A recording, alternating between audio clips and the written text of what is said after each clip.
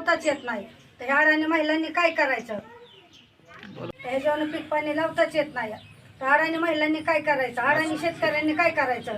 तर ही पीक पाण्याची नोंद तळाटे मॅडमनी लावूनच घेतली पाहिजे, अशी आमची नम्र विनंती आहे. असा जारच आहे, असा जारच आहे की वरनं की पीक पाणी लावलंच पाहिजे मॅडमनी, म्हणून की मॅडम लावू शकत नाही, कोणाचीच नोंद घेत नाही अजिबातच. म्हणजे महसूल विभागामध्ये जो जार प्रसिद्ध केला आहे महाराष्ट्र शासनाने, त्यामध्ये पीक पाण्याची नोंद ही तलाट्यानेच करणे आवश्यक आहे. जेवढं होईल तेवढं तुम्ही शक्य असेल ते शेतकऱ्यांनी करा, राहिलेलं पीक पाणी तलाट्याने करणे आवश्यक आहे, असा मुद्दा क्रमांक 8 मध्ये या जार मध्ये लिहिलेला आहे. हा प्रसिद्ध जार आहे आपल्याकडे. जार हा 31 जानेवारी 2023 आहे. त्याचप्रमाणे 16 डिसेंबर 2022 चा जार आपल्याकडे आहे. त्यामध्ये स्पष्ट उल्लेख आहे की पीक पाण्याची नोंद तलाट्याने करणे आवश्यक आहे, म्हणून हे शेतकरी आमचे वंचित आहेत. नमस्कार, मी राहुल गोडवे. आम्ही निंबोडे गावच्या वतीने आणि स्वाभिमानी शेतकरी संघटनेच्या वतीनं भगवान खारतोडे यांनी जो लढा उभा केलेला आहे त्याचा आम्ही संपूर्णपणे पाठिंबा देत आहोत.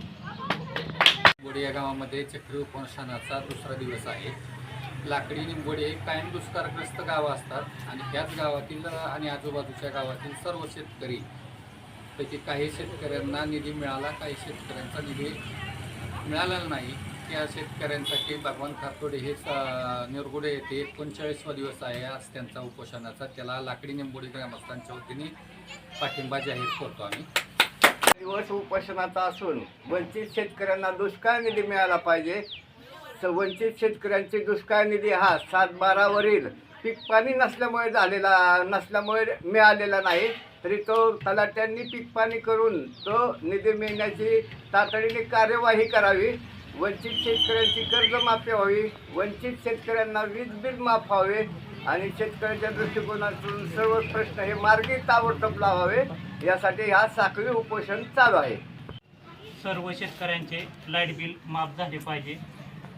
750 पर्यंत आता शासनाने लाईट बिल माफ करतो असं जाहीर केलं आहे, पण सर्व शेतकऱ्यांचे 10 15 पर्यंत लाईट बिल माफ झाले पाहिजे. सर्व इथून पाठीमागचे पण 2024च्या आधीचे पण लाईट बिल माफ झाले पाहिजे. थकीत लाईट बिल माफ झाले पाहिजे. 2024 असं आहे की 2024 पासून पुढं त्यांनी वीज बिल माफ केले, पण 2024च्या अगोदर जे थकीत आहे कसं काय? म्हणजे हे तर फक्त फसवणूक चालली. तुम्हाला जे थकीत आहे ते थकीत ठेवलं या, आणि जे पुढं 2024 पासून पुढे ते त्यांनी मुद्दा उचलून धरला या. आमचं म्हणणं आहे की वीज बिल माफी झाली पाहिजे. वीज बिल माफी झाली पाहिजे. वीज बिल माफी झाली पाहिजे. वीज बिल माफी झाली पाहिजे. कर्जमाफी झाली पाहिजे. कर्जमाफी झाली पाहिजे. दुष्काळ निधी मिळाला पाहिजे. दुष्काळ निधी मिळाला पाहिजे. दुधाचा भाव वाढलाच पाहिजे. दुधाचा भाव वाढला पाहिजे. दुधाचा भाव वाढला पाण्याची नोंद झालीच पाहिजे. पीक पाण्याची नोंद झालीच पाहिजे. उपोषणाचा दुसरा दिवस आहे. या निंबोडी आणि लाकडी गावामध्ये हे साखळी उपोषण चालू आहे. त्याचप्रमाणे निरगुडे गावी सुद्धा भगवान बापू खारतोडे व पूनम भगवान खारतोडे हे आज 39 दिवस झालं साखळी उपोषण करत आहे. यामध्ये मुद्दा आहेत की दुष्काळ निधी वंचित शेतकऱ्यांना मिळावा. या दुष्काळ निधीमध्ये 34 कोटी रुपये इंदापूर तालुक्याला आलं होतं. त्यातलं 24 कोटी 18 लाख रुपये DBT पोर्टलद्वारे 18,961 शेतकऱ्यांना वाटप केले. अजूनही 9 कोटी 82 लाख रुपये शिल्लक येतं. हे शिल्लक नाही, ते आमच्या वंचित शेतकऱ्यांचं आहे. हे पैसे आलं पाहिजे. त्याचप्रमाणे